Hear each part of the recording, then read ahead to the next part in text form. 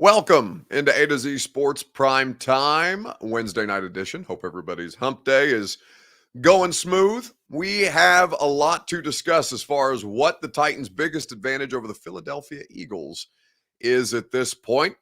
Big game coming up in Philly on Sunday. I'm flying up there Saturday morning and look forward to covering my first game at the Link. It's going to be loud. It's going to be rowdy. There's going to be a lot of animosity between these two teams and fan bases. We are going to get into what Greg Cosell had to say about this particular matchup, and you'll also hear from some players about the idea of defending A.J. Brown. We'll talk about who your favorite coach is in the NFL. I imagine many of you are going to say Vrabel, but a couple of clips floating around the internet this year may sway you one way or the other. But we have plenty of time to get to that. We first, though, need you guys to share this show on Facebook, YouTube, Twitter, and Twitch, wherever it is that you are spending your time with us. If you're hanging out on Twitter, please retweet the show. That's in the bottom right-hand corner of your screen. If you are on YouTube or on Twitch like Rooney Glover or William Jones, you can subscribe to the channel, throw a like on a video if you have not done so already. Facebook Live like Brandon Blair Woods or Christine McCord. You can share Not a Public in the bottom left-hand corner of your screen, and we would be grateful for you that way. Soon as you shared the show, more people will start to trickle in, and we will begin our discussion together about what these Titans have to do to take down the one-loss Philadelphia Eagles. Welcome into A to Z Sports Prime Time from the Superbook Sports Studios. I'm your host, Buck Rising, and I am proud, as always, to be presented to you by our friends at TrueMath Fitness. They will be your best friends when you get your New Year's resolution started early. December is tomorrow. Why not get a jump on things and start to get your fitness goals on track? TrueMath Fitness in the Gulch. Your first class as a Middle Tennessee resident is free at TrueMathFitness.com. Two Rivers Ford 2023 model year Fords available right now. In fact, a ton in stock at the dealership. Go test drive them for yourself and take one home at Two Rivers Ford in Mount Juliet or online at tworiversford.com.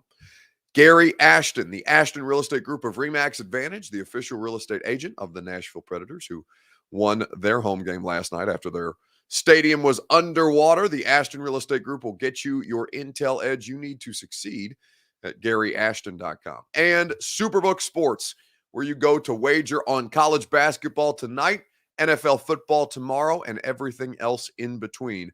Superbook.com for terms and conditions. Download the Superbook app today. So there's a lot of different ways in which this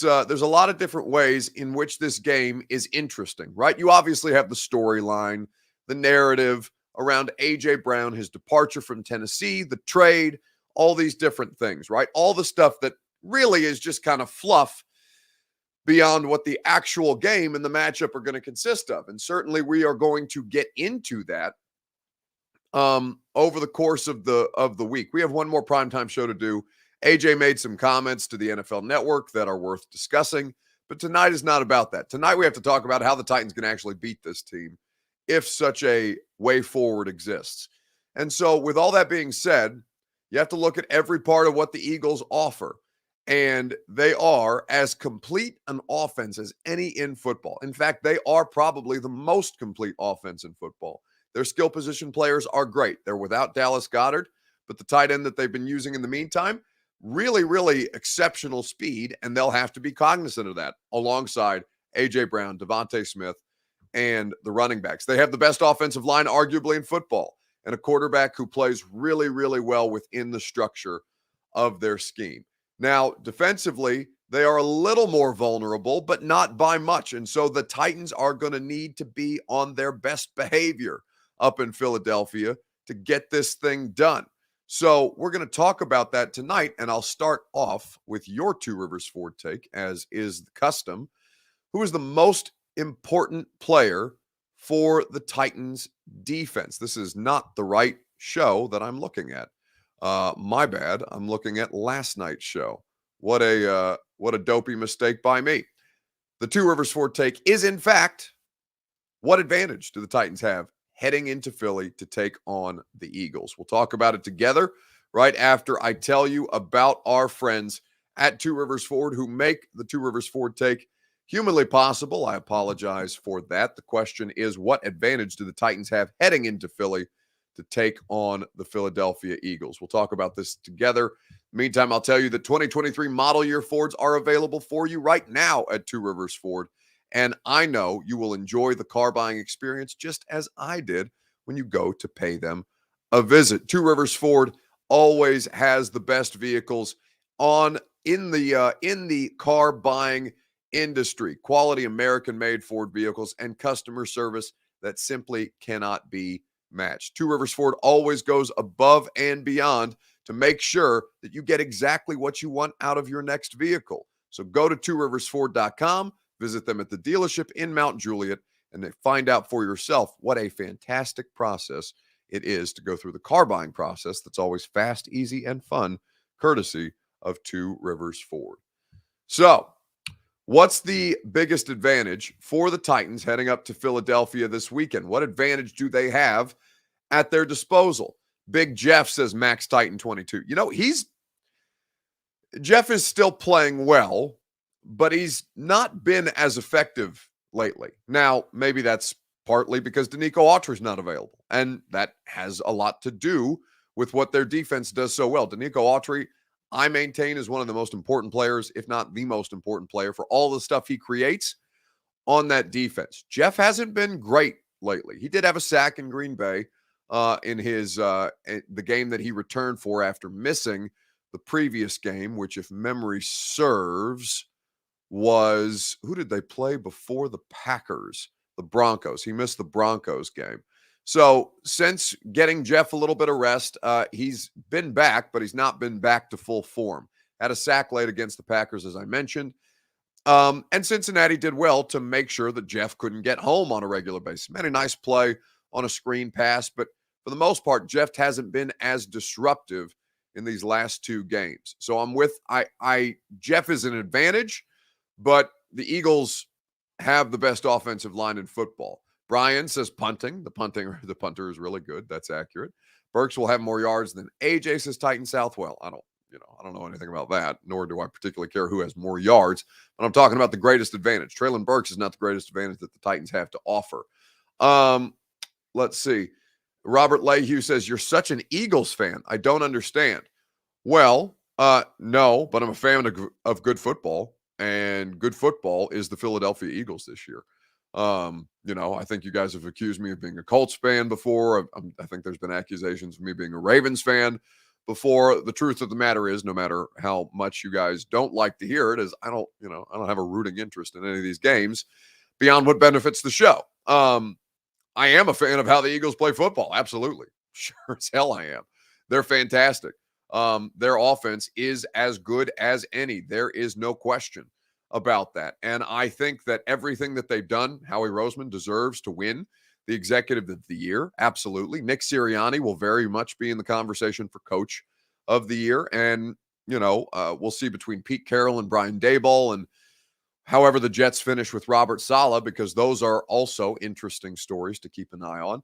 Square Up says correctly, Buck is a sad Indiana fan. Yeah, which that game is going on right now between Indiana and North Carolina in the Big Ten ACC Challenge. So it's likely that once this game switches over from Duke and Ohio State, my mood changes very, very quickly, because it's rare that we get to watch an Indiana game together, and you know how miserable they make me. So yes, I am absolutely a tortured Indiana fan. Max says he's a Chiefs fan. Yes, I also like to watch them play. You are correct. I'm a Joe Burrow fan. I like watching Joe Burrow play. I'm a Derrick Henry fan. I think when Derrick is operating at the highest peak, he's among my favorite players to watch. But it's not, I don't have a rooting interest one way or the other than I just like seeing exciting football players make exciting football plays. And the Eagles have a bunch of those dudes. So Kendrell Greer says, you like any team that's winning or with a winning record? Sure as hell, because it probably means they're doing something right. Wouldn't it be counterintuitive? Yeah. You know what? Let me go out on a limb and say, you know who I really love to watch? The Arizona Cardinals, whose own quarterback described them as schematically, I can't say the word, but schematically effed the other day. Sure, why wouldn't I enjoy the Cardinals? You mean to say that good football executed at a high level means that Yes, I would enjoy that, and also means that they have a winning record. Yeah, shocking to nobody that would mean that I would enjoy the product that teams like that put on the field. You're not a Titans fan, but your job is covering the Titans, says Volcano the Sweat. Yes, that is correct. It is what it is. They certainly make my job enjoyable. And I could cover a lot worse teams. So for that, I'm grateful.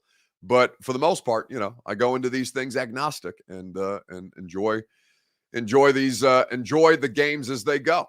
So let's talk about the greatest advantage, because this is something that I got into with Greg Cosell earlier today. The greatest advantage for the Tennessee Titans in a game like this is, you know what? No matter who the Titans are playing, they make their opponents uncomfortable. And Cincinnati, while they did beat them, still struggled to put up 20 points because the Titans play a physical, unpleasant style of football. But I will say this, the one thing, and we'll get into the matchup this week because it's a very intriguing one in many ways. But the one thing you can say about the Titans, and I know they're having some offensive line issues. They've had to move people around. It's tough to play with a 275-pound center. Radens is just okay. So they've had issues. Obviously, they're still playing, with Daly at left tackle, who's, had ups and downs. A rookie right tackle who, for the most part, has been better than not, but he's still a rookie right tackle. So they've had their concerns along the O-line, which has made a lot of what they do on offense week to week. But they are a heavyweight team, Buck. When you play the Titans, and it starts with their defense, but it permeates the team, and it's the Mike Vrabel approach. They're a heavyweight team. They're physical. They're competitive. They're not easy to play against. Yeah. So even though they have some offensive concerns that can crop up any given week, it's not. My guess is it's no fun playing against the Titans. They are a heavyweight team in terms of what they bring to the table with physicality, toughness, and competitiveness. No, that's it. And that's what defines Titans football, right? Greg says it best there. And you see that every time they show up. Now, I think the defense could have done a better job on Sunday. I also think that the Bengals came in with a really, really good plan to make sure that the Titans defense couldn't get their jobs done in ways that, very few quarterbacks have been capable of doing. Turns out Joe Burrow's really, really good at this point, and showed that on Sunday. The biggest advantage for this team is that they make life a living hell for the opponent.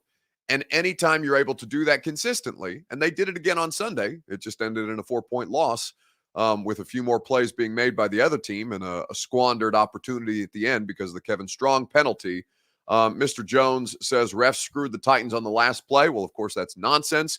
Kevin Strong screwed you. Tierre Tart screwed you by knocking over the long snapper when the rules are clearly do not affect the head and neck area of the long snapper. Not only did you have one defensive tackle guilty of that infraction, you had two. The refs didn't screw them. The Titans screwed themselves. And more importantly, those two players in that moment screwed the opportunity, or screwed the offense out of an opportunity to go down the field, potentially tie the game. You don't know if they score at the end of that game or not, because they had been 0 for 3 in the red zone thus far. But the point is, they didn't get an opportunity because the penalty occurred. Mr. Jones adds, that penalty never gets called. Well, tough shit. It got called on Sunday, and it cost you an opportunity to win. So I just, it's such a lame. Well, it never gets called until it gets called on my team. No, shit get called all over the place. Like, I don't have a full example of the last time that got called that negated a field goal make that they didn't need to win the game, and then ended the game because earlier in the game the coach had challenged a play that he thought wasn't a catch, lost a timeout, went into the fourth quarter with only 2 timeouts, and then didn't have the ability to stop the clock. So I don't care about penalties that never get called against your team, or penalties that never get called on other teams that you think get exclusively called on your team. It was a penalty, and it ended the game for you. That's the reality of the situation. Suck it up and move on, because now you have to figure out a way to beat a team that's arguably better. Not arguably better. The Eagles are a better football team. In fact, there are probably only 2, or I would venture a bet to say there's 2 teams in the NFL better than Philadelphia right now. And those are probably, well, no, I would say there's only one team that's better than Philadelphia right now. The team that's better than Philadelphia is Kansas City. And you play them close. Again, you can play the Eagles close, and this is an opportunity for a quality win. We'll read more of your comments on this here in just a second, right after I remind you that the people who make the Primetime Show possible are TrueMath Fitness, and they'll make your fitness goals come true. TrueMath Fitness always goes above and beyond to make sure that you are maximizing your experience when you visit their facility in downtown Nashville. TrueMath Fitness has the boot camp style classes, about 40 minutes in length. They're fun, they're easy, they're efficient. They will push you, but they will also not put you out of your comfort zone. They're going to continue to improve your physical fitness with workout routines that do not repeat themselves, but that are consistent in the efforts that you are building up to as you try to improve your fitness. If you don't like group classes, they have personal training. If you don't like personal training, they have an open gym. They have all manner of memberships that you can check out and find what works for yourself. You can also try it for free, your first workout free, as a Middle Tennessee resident at TrueMathFitness.com. So, the situation for the Titans is that just go in there and make it ugly, right? Stop the run as best you can. There's going to be a lot of angst about that, given that Philadelphia just ran for over 350 yards against the Packers on a Sunday night football game. Volcano says, Buck, let's be honest, we are winning the division. Okay, fine. Like, congratulations. You're the king of the shit pile in the AFC South. Like, the AFC South is a dumpster fire. You want, are we talking about participation trophies in the division? Or are we talking about beating quality opponents who you would likely see in a Super Bowl scenario if you were to actually advance? I don't care about them winning the division at this point. I know they're going to win the division at this point. They should care, and they do care, as you should care, about securing better postseason standing, but better postseason position, better postseason seeding. Because if you drop from the 3 seed to the 4, you would then host whomever finishes second place in the AFC East, which could very well be the Dolphins, who would be your nightmare, and the Bills, who have already been your nightmare once this season. Maybe that game goes differently, but you're trying to get the most favorable matchup, and that includes jockeying for postseason position, which you've just cost yourself by losing to the Bengals, by losing to the Chiefs, by losing to the Bills. You need a win over a quality opponent for no other reason than to give yourself the confidence, the team the confidence that they can hang with these teams. And at this point, the Titans have a win over the Commanders. And it was a win that came with a spectacular play at the end by David Long, a game-saving interception, a game-clinching interception against Carson Wentz, who was benched for the now quarterback Taylor Heineke. So I think that with all these different things that you consider, yes, this is an NFC opponent. Yes, it does not count in the way that so many of them do. But this is about pride. This is about your ability. This is about your competency. And to prove to me, you, and everybody in between that they can handle a team that is probably better than them, because they have handled the Chiefs. They handled the Bengals. They ended up losing to both of those teams. Now is the time to go out and prove yourself in a more meaningful way, other than to continue to, mess around when, they've won 11 and 12 games in the past 2 years, which is obviously a big deal. But they need to consistently prove that they are capable, because they are going to continue to get disrespected until such time as they do. So let's talk about the idea that proving A.J. Brown wrong is what matters most, says Square Up. Well, it's not what matters most. What matters most is getting a win for the Titans, if you are a Titans fan, and for them to do so with as many healthy bodies as humanly possible. Now, every game counts, right? All of these games count. MB does well to point that out because of the tie-breaking scenarios, or rather, it's not because of the tie-breaking scenarios. The tie-breaking scenarios don't apply to an NFC team. But still, because it continues to, you want to just continue to improve your record, and proving A.J. Brown, all well and good, but it's not the most important thing. As I said, the win, and doing so with health, which has not been an easy thing for this team to accomplish, is the most important thing. So let's talk about what should the Titans' biggest priority on defense against the Eagles be? Because obviously A.J. Brown is going to be a part of this discussion.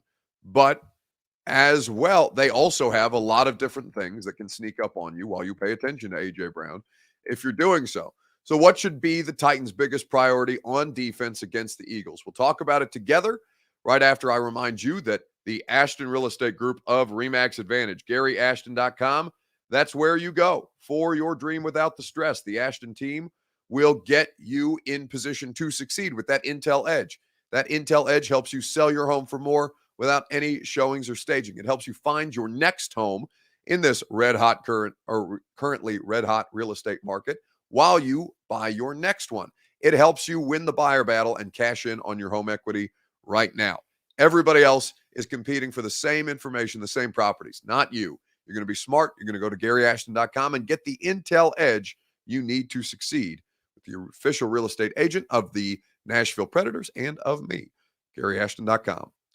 So, every time I see one of these comments, Buck, are you a Titans fan? I've seen a couple of them tonight. Does somebody else just want to answer them for me so we don't have to bog the, because I honestly, I hate bogging down the show with that. I feel like it happens once every couple of weeks.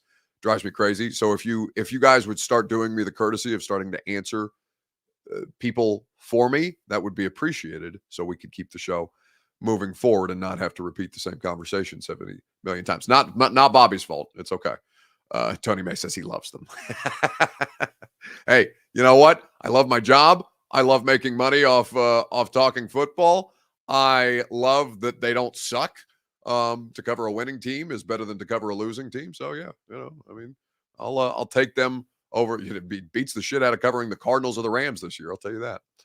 So, as far as the thing that the Titans need to pay the most attention to, Kevin Byard was asked obviously about A.J. Brown, defending A.J. Brown, and made a really good point that I would like for you to hear. Everyone in this community is going to make this game all about number 11. How do you guys avoid letting that be the case?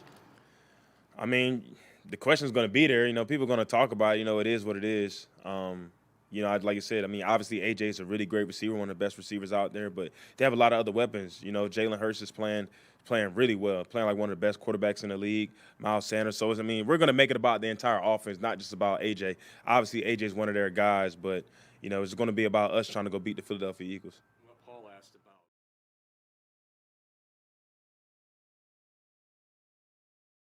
So it's not all about AJ. And in fact, AJ is honestly not even the thing that concerns me the most. The thing that would concern me the most is Jalen Hurts.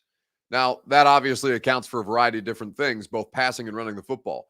This dude had himself a day against the Green Bay Packers on Sunday Night Football. He absolutely roasted them on the ground. Jalen Hurts, as far as his contributions in the rushing game go, he had 17 attempts for 157 yards and 9.2 yards per carry. Miles Sanders had 143 yards. He averaged 6.8. Kenneth Gainwell got involved. Whoever B. Scott is had 3 carries for 24 yards. And they absolutely rolled them while playing an efficient style of football that, you know what, kind of reminds me of the Titans at their peak under Arthur Smith. Because his passing stat line looks, very Tannehill-ish. 16 of 28, 153 yards, and 2 touchdowns. Doesn't need to go crazy passing. Now, Tannehill's obviously not doing the kind of things on the ground that Jalen Hurts was when Tannehill played for Arthur Smith in the past couple of years. But this dude is an absolute nightmare. The rushing attack, the rushing attack for Philadelphia is a legitimate threat. And this was something that Greg and I talked about earlier today. In fact, it's included on the podcast. You should go check it out. And Greg asked me the question, do you think that Jalen Hurts, when he drops back to pass, sometimes he's not really intending to pass? Sometimes he's being told, you know what, if there's space in front of you, just go. Because a lot of times he doesn't even wait till he hits his back foot to take off. He'll start to drop back and then just immediately run forward as soon as he sees the defense sagging off enough that will give him the room to run. He's so good at it at this point. Oh, God, Indiana's on. I don't want to watch this game. Thank God it's just started, because I don't want to watch this game in front of a live audience. I'll throw a hissy fit if something goes wrong here, as it inevitably will, and it'll make me very, very sad for the rest of the night. So I'd rather suffer in silence than do that in front of you all, respectfully. But as far as the Eagles go, the rushing attack, they did not, like, the Bengals didn't go crazy on the ground, but they ran well enough to make it problematic, right? Samaje Perine just bruised him. Joe Burrow made critical plays with his legs to convert second and third downs that way. This is something that obviously Jalen Hurts can do better than Mahomes or Burrow, who have made you pay on third and longs where you think you have the defense to cover everything up, and then all of a sudden the quarterback takes off for 17 yards at this point. Xavier asks, Buck, what is it with you in Indiana? I went there. It's the only. So you guys want to know about my fandom? The only team in my life that I still watch as a fan is the godforsaken Indiana Hoosier basketball team. And they make my life a living hell because they should be. It's kind of like Tennessee football before this year, before they, started to make progress. They are a program that at one point that mattered very much, but they haven't won a championship in almost 40 years. Makes me sad. Anyway, as far as the Titans go, Jalen Hurts in the rushing attack, basically Jalen Hurts is the larger issue at this point. Jalen Hurts is by far and away the largest issue because of what he can do both in the passing game efficiently and, more importantly, do damage to the Titans or any team on the ground, to be sure. All right, I'm going to ask you a simple question. And a lot of you are Titans fans, so I understand that your answer might be Mike Vrabel. But really think about this one before you go with the guy that coaches your football team. Who's your favorite coach in the NFL and why? Who's your favorite coach in the NFL and why? Let's talk about it together in the comment section on Facebook, YouTube, Twitter, and Twitch. Right after I remind you that A to Z Sports Primetime is made possible by Superbook Sports. Superbook Sports allows you to get in on all the action. Hell, they'll match your first bet up to $1,000, win or lose. Superbook Sports accepts wagers on every major sport. The app is clean, it's fun, it's easy to use. It even has a specific tab for you to get the best odds boost and promo bets on your favorite Tennessee teams. Superbook.com for terms and conditions is where you go. Gambling problem? Call the Tennessee Red Line, 1-800-889-9789. So, who's your favorite coach in the NFL? It's a fairly simple question and provide the context as to why. So, for Steven, he says Lovie Smith because he pisses Houston sports radio off. I don't know. I barely know what Lovie Smith sounds like, to be honest with you. I can't think of a notable Lovie Smith quote in the last 5 years. Now, obviously, he's been in and out of the NFL. He was at Illinois for a hot second. Keon says he loves Kyle Shanahan because of the way that he's able to create his run game. Max obviously answers Mike Vrabel. Is John Gruden available for this conversation, says B. French, asking for a friend. No, he is not. You and your friend would do well to not invoke John Gruden as your favorite coach after the slew of racist and misogynist and homophobic emails that only the one way was discovered. Who John Gruden was sending those to still has not come out, and he should sue over that because he was, understandably dragged, but he was made to look also like a fall guy when there clearly somebody on the receiving end of those emails that we never really found out. Ario Carter says Jeff Fisher, I assume for nostalgic purposes. He's obviously the longest tenured Titans head coach and was with this franchise for a very long time.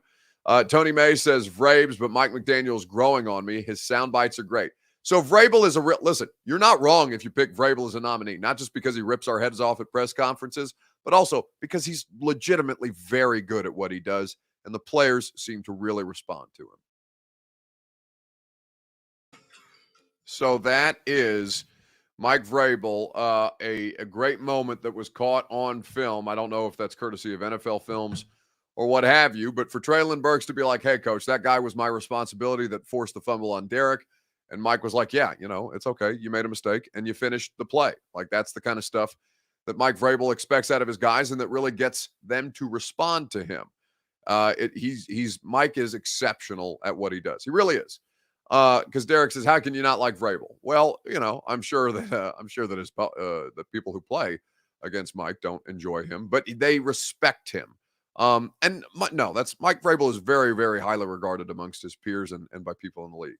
But I'm not going to lie to you. The Mike McDaniel stuff, honestly, because he clearly is some kind of football super genius and also looks nothing like Mike Vrabel or Dan Campbell or Lovie Smith. He's just this little nerd out here cracking jokes and making, trash talking Tua in his ear before a game. Yeah, Georgia is definitely the best SEC school, without a shadow of a doubt. God, I'm so glad Tua can't hear me. I woke up. Thank God for Bev. What are you talking about? No rhythm, no timing? Is that what you're talking about? It was cool though, because you can see little elements of like your swag. But you were stressed out. Woo! Clock, clock, clock, clock, clock, clock, clock, clock, clock, clock, clock, clock, clock, clock, clock, clock, clock, clock, clock, clock. Gotta hurry. Gotta hurry up. Everybody's gotta run. Gotta get back and try to spike it, and they do. Nice.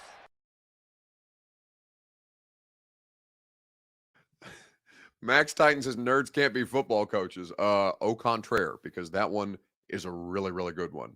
And honestly, you talk about coach of the year nominees, it's a pretty crowded field this year. I love Mike McDaniel. This dude is unbelievable. Not only is he exceptional at what he does, but also he appears to be laugh out loud funny, which makes me very happy. I don't know how many times. Honestly, the most impressive thing is that he rattled clock off that many times without dropping the L in clock and saying that multiple times, because that has happened to me in a previous in my first job. One of the first times that I was put on radio, I meant to say play clock, but it didn't come out that way into the microphone because I forgot the L, and sometimes those things happen. Anyway, it's going to do it for us tonight. Indiana currently leading 10-8, so we're in a good mood. I'm sure that will change throughout the course of this evening. But, right now the vibes are high. We'll see if Indiana can't pull it off. And certainly if they don't, you'll find out about it when the radio show starts at 10 a.m. tomorrow. By the way, great time. Play chicken emoji. Play South Carolina Gamecocks is what happened to me on live radio, which was great. Here's the deal. Radio show tomorrow. We're going to talk a lot about the conference championship games coming up in college football with Mike Felder. The X's and O's talk is exceptional. Bud Dupree is going to be on the radio show tomorrow, too. He obviously needs to have a big performance, as does the defense against Philadelphia. And we'll talk to Bud about the matchup. He's always a good quote. I think you are going to enjoy that conversation. That is at 11:15 tomorrow afternoon. So the radio show from 10 to 1, Felder and Dupree, will be a great time. Your phone calls are always welcome. Then we'll come back here. We'll do one more primetime show for the week. Then I'll fly up to Philadelphia, and we'll see what the hell this game is going to look like together at last. Have a great rest of your evening, and we will do it at some point together tomorrow on A to Z Sports Primetime. See y'all. They fared well. He can't take that one away.